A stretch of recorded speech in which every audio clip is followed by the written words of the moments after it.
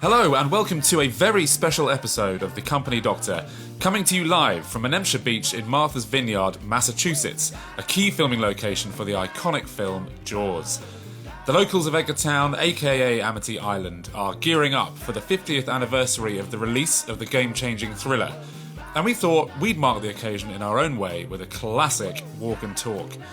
Drawing inspiration from Jaws, we ask, what happens when business leaders fail to plan, choose short-term comfort over long-term survival, and, like the infamously obstinate mayor of Amity Island, find themselves besieged by a looming, monstrous disaster? This is the Jaws of Defeat, a planning masterclass live from Amity Island. Hello, Gary. George, we're here live Yeah. on Amityville on Yeah. the 50th anniversary of Jaws. Yeah. And we're live on Yeah. that actual beach, right? We absolutely are, yeah. Menemsha Beach, aka Amityville, where Jaws took place, released 1975, 50 years ago. And we have sort of loosely themed this podcast around Jaws and sharks. You know, that sounds quite well, don't they? Business, biting. There are going to be all sorts of puns and sort of bad humour in this one. I think probably the only person as unprepared as I am might be you for this one. So, It's funny because the shark is going to bite because the shark doesn't know the questions and Yes. all the answers. Absolutely, but it's a special podcast. We're having a great time here at Martha's Vineyard, and the film Jaws put Martha's Vineyard on the map, and hopefully it will also do the same. I think we will. Podcast. I think what's interesting is that, just if I can swing round, it says exactly where we're standing. It says no grilling. So there you go. Yeah.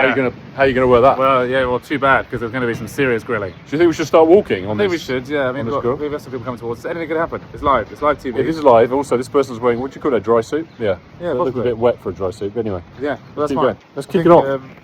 Going to kick off with a classic shark Jaws themed question.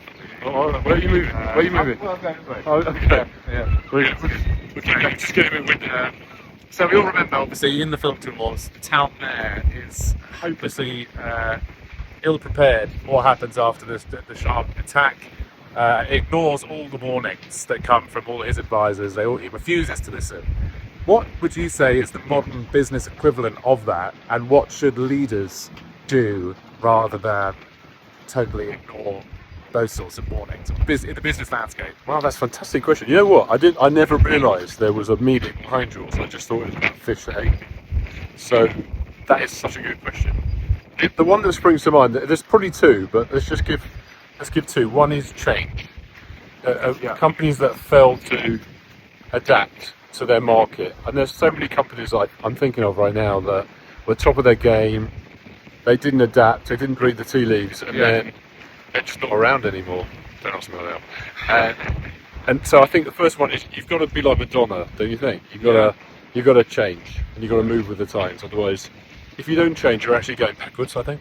Right. So the equivalent in the business landscape of refusing to accept those warnings is not adapting with the times, not listening to the warnings of your, I guess the wider landscape, and you may see other businesses changing, and if you refuse to do the same sort of thing, you're going to get eaten by a shark.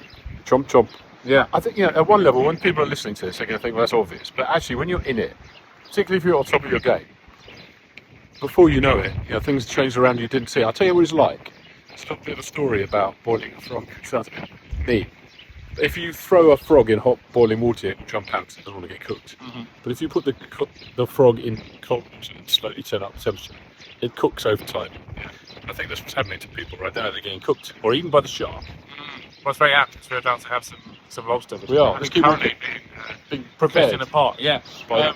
I'm going to move on slightly. There is a loose theme to it. It's obviously there's more than just Jaws. The town of Amityville suffers a bit of a PR nightmare in the wake of the shark attacks. What would you say are some tips for rebuilding trust and reputation following a business crisis? Oh, that's really nice. Yeah, I think there's a natural reaction when there's a problem to give it a spin, gloss over so that people don't see the bad stuff. Yeah. But interesting enough, I think both internally and externally, I think you need to have balanced message. So a good example is if there's something bad happening internally, people are smart, just treat them like they're smart. Yeah. So give them a balanced message, which is the good and the bad. enough information to let them know that you get it. Yeah. We didn't do it all right, but overall it's going to be okay. Mm-hmm. So you need to give leadership, make people feel it's okay. Yeah. And I think externally, I remember actually when Evian they had a problem with their water. You're too young to remember. I don't remember it. I think it wasn't poisoning people, but it was something else. With the sharks in it. It wasn't, but it may as well have been. Yeah. And they were in danger of disappearing completely, but Evian is still around today. And they, from a PR point of view, were honest about it, but just obviously mentioned how they contained it. Yeah. But they were on top of it and they were honest with people. So I think being honest and treating people like they're smart is probably half the way. Nice. I like that. That's a good one. And in terms of sort of comebacks, and especially for Amity, obviously there's Jaws 1, 2, 3, and 4. We probably won't talk about those. The first one being the best, but in the wake of that sort of crisis, what are the hallmarks of a successful business comeback? And have you got examples of companies that have done that well? Evian you just mentioned. Is it always about the honesty, or are there sort of other traits of companies that have, following a serious issue, have done well to sort of bounce back and sort of turn adversity and difficulty into a positive?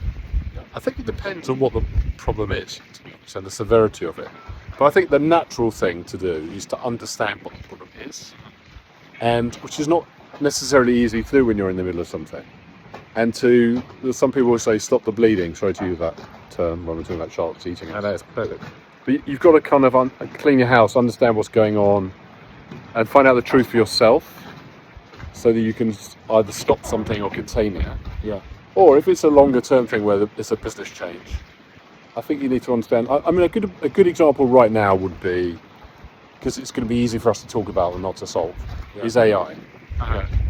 Everyone's got AI on the brain. They kind of intuitively think it may or may not affect their business. Yeah. And for some people's business, it really will affect them. And we're kind of digging our heads in the sand a little bit, hoping it will go away. Or some people are entrepreneurial enough to kind of try and get ahead of the curve. So I think that's probably a good place to start. So Yeah. it's not, sometimes it's a slow burn, you don't see it coming. Okay. Nice. So Yeah, I like it. Let's turn. let's turn and let's show everyone, promenade. Yeah. show everyone the promenade. This is where Incredible scenes. Jaws had a nice lunch. Yeah. One of the things about, I think you might mention this, I might be seeing it worse, but you were telling me, one of the things about the Jaws story, the actor was that this is a place that came with their families, and most of their money was made by people coming here to a safe place. It wasn't necessarily sharks. Yeah. And then when the sharks striked, when the sharks came. Yeah. Yeah. Well, I'm glad you lost that, actually, because one of my questions is about this. It's cool, because actually it's sort of rooted in this idea that, Do we keep walking? it was influenced by the fact that there was some friction that developed between a sort of a fishing community that was there year round, and then an elite set of people who would come for summer with their families, and they had less Like money. us, you miss. Yeah, well, you know, like you. And there was a lot of sort of friction between those two communities, and I think a lot of Jaws actually sort of the need for tourist trade, but also the resentment of the tourists who come in and supply that trade. So it's an interesting, it is more than just an fish eating people. But in that vein, I know that you do a lot of putting teams together to deal with crises and scale downs or scale ups. How do you make sure that the dynamic between these people with different backgrounds and different skills are harmonious and work together well? Oh, that's great. That's great, because I think intuitively people don't go together well, unless it could sound a bit odd. I mean, people get on, they like to get on, but there's so many different connotations about how someone should work together. Uh-huh. Like, since the advent of apps that get people's relationships, they've got a better chance because they can match people's likes. But generally, when you meet someone, the chances of you having being like-minded, agreeing on a set of principles, and then when you throw politics in the middle, there's not a lot of chance of people agreeing. They might agree to your face, but they don't really mean it. Yeah. So I think it's complicated. And so the starting point is always having a common purpose and a vision that people can buy into. Because I think with that, at least you've got some sort of common ground as a starting point. Was the other part of your question?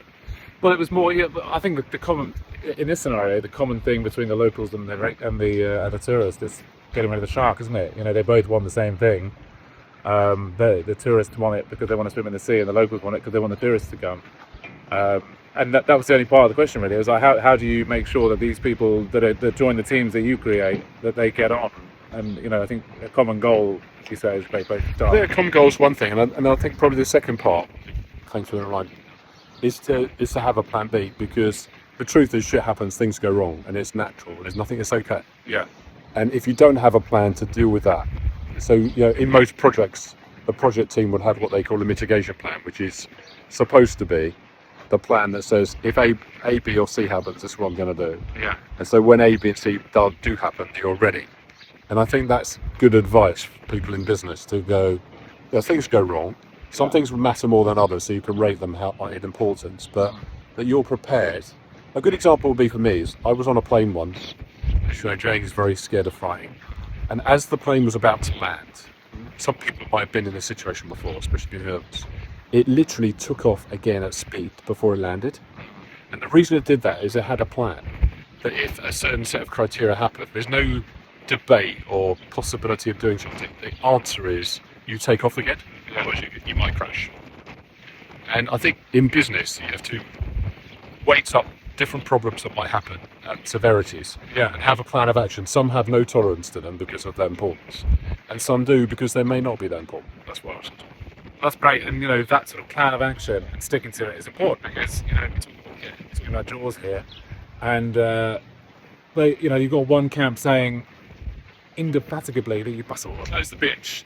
The only responsible thing to do in this situation, you've got a man-eating shark who wants to close the beach, and then you've got the people who want to make money from the situation, or the tourists saying we can't close the beach because then the tourists are going to come, and then we're going to survive the winter. And that's a classic, what's the plan and how do you stick to it? And I think that does translate in business, because if you haven't got a plan B, if it's sort of close the beach or nothing else, then you're in trouble. You need a plan B, don't you, in order to move on. You do. And one of my favourite lines in the film, you knew it was coming, is, you know what, George, I think we need a bigger boat. Yes. And you know what, Gary, you've actually led me perfectly onto my next question, because actually that line in the film was improvised. It wasn't in the script. So yeah, that's a lot of the film. You're a bit of a fan, aren't you? I am a bit. I read up about it before you came.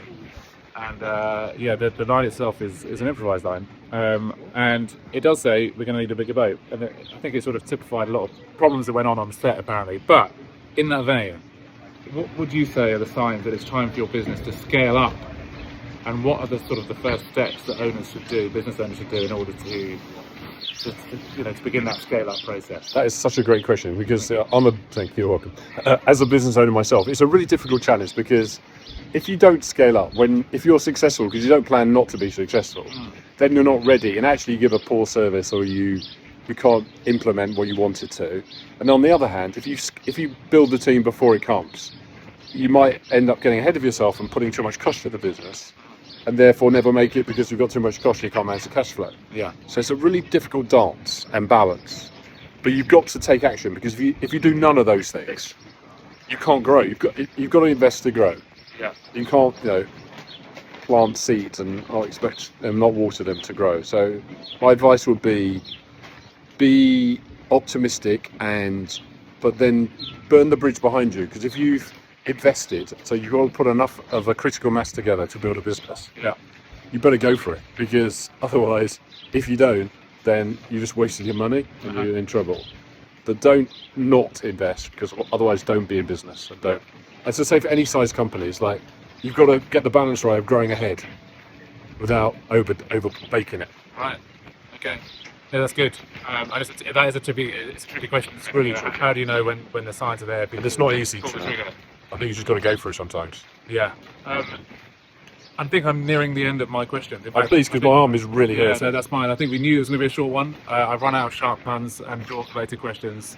Is this one going to bite or not? I hope it's going to bite. Okay. There are no, we haven't got a title for this one yet, so I can't bring it back to 3 takeaways. There are some characters we haven't touched on. The classic Pooper, and what's his name? The old sea dog. I'm so impressed with you. Oh, I just love it. But I think we call it there. You give your arm a rest before it gets chopped off by a shark or by this breeze. And anything else you want to add, Gary, at this point? Yeah, you know what? There is something I want to add. Yeah. Because when you told me the story of Jaws, which I didn't understand, but I was closing my eyes because it was gory. That the principle of you kind of need to plan and be ready for something. I think that's a good takeaway. I think the takeaway in this episode is you need a bigger boat, and you've got to plan ahead, because if you don't and you're complacent, we've talked about companies that disappear. We've spoken about companies that never get started because they just don't have enough balance. So, yeah, plan ahead. Don't just presume everything's going to be okay because it takes work. But you know what? If you do plan and do it carefully with the right balance, it's all worth it. Look at you. Close the beach. Close the beach. We need a bigger boat. Let's have a little spin around, George. Just get another spin around. Here we are, live on the 50th anniversary of Jaws, the Hampshire Beach, or Amityville, if you've seen the movie. That's right. Glad we've done this. Likewise. Great time. See you in the sea. See you next time. Hope it doesn't bite. Bye.